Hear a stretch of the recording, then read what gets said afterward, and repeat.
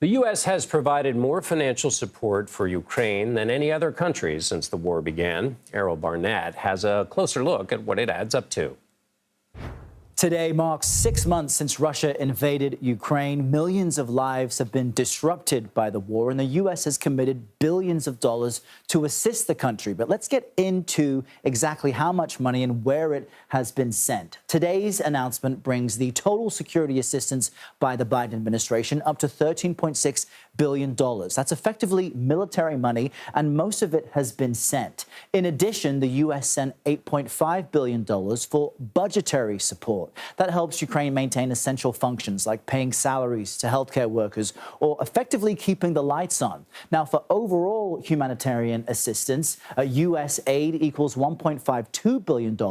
That, of course, helps feed Ukrainians and provide medical care. Now, all of this, if you're doing your fast math, adds up to roughly $24 billion in money already sent and delivered by the Biden administration, but $44 billion total, I know we have that number for you here, has been committed by Congress through spending bills and U.S.-backed loans from the World Bank. So if you're doing the fast math there's another $20 billion that has been approved and allocated but has not yet been sent. And of course, we know there's no end in sight for this conflict, which means much more U.S. aid will likely be needed in the future.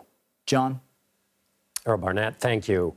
For more, I want to bring in former U.S. Ambassador to Ukraine, William Taylor. Ambassador, it's good to have you back with us. Let's start with the very basic question. 6 months into this invasion, what's your characterization of how things stand right now? John, the Ukrainians, I think, are starting to develop the momentum. They had clear momentum in the beginning when the Russians tried to come down the river and take the capital, Kyiv, and depose the president and take over the country. And the Ukrainians pushed them back in a major victory. They pushed them back into Belarus and back into Russia. Stalemate followed that in Donbass, grinding artillery battles back and forth, a little bit here, a little bit there.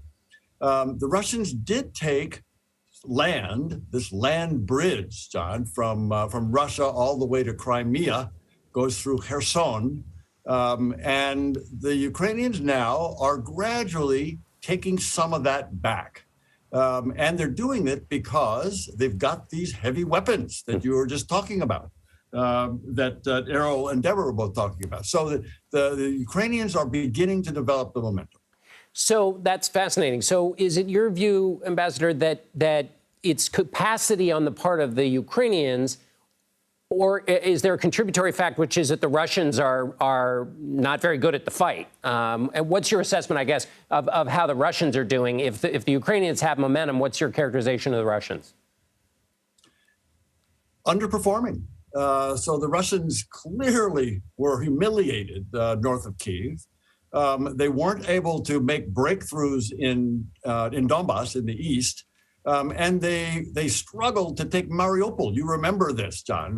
This was months that a small group of Ukrainian fighters held off enormous numbers of Russians in Mariupol, and the damage done to the Russian army has been dramatic. We heard the Pentagon talk about 80,000 Russian soldiers either killed or wounded.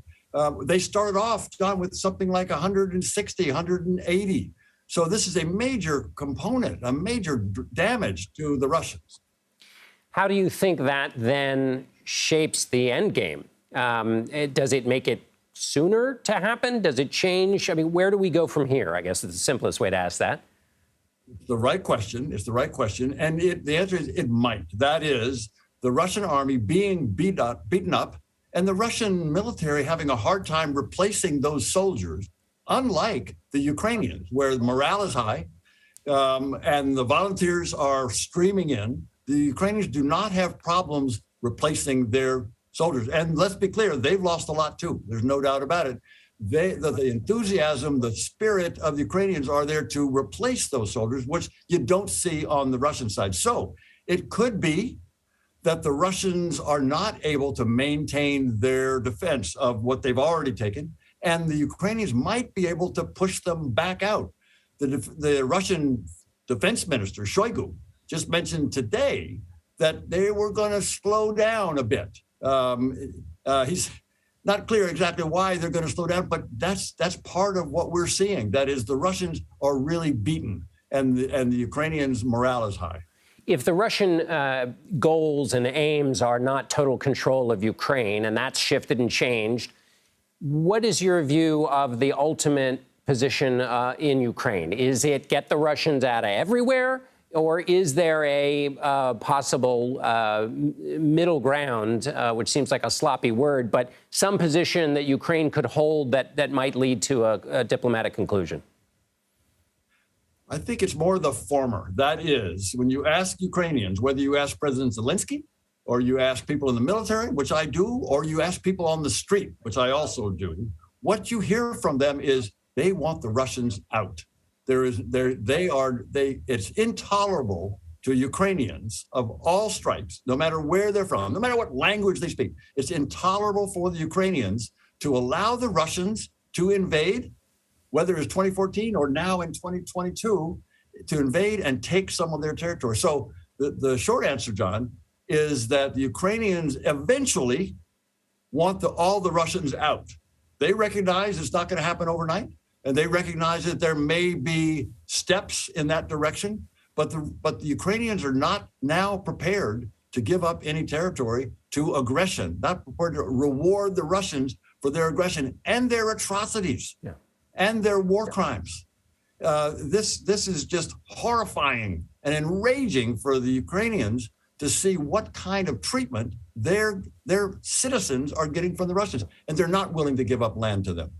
All right, Ambassador William Taylor, we're going to have to end it there. It's always a pleasure to have you, and I'll look forward to continuing this conversation. Thanks again. Thank you, John.